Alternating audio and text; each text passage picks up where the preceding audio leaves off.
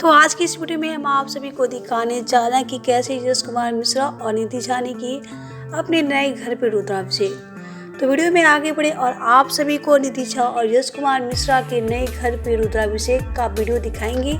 लेकिन उससे पहले आप सभी वीडियो को लाइक नहीं किए हैं तो जल्दी से इसे लाइक कर ले, चैनल को सब्सक्राइब करें और वीडियो देखने के बाद इसे शेयर करना ना भूले।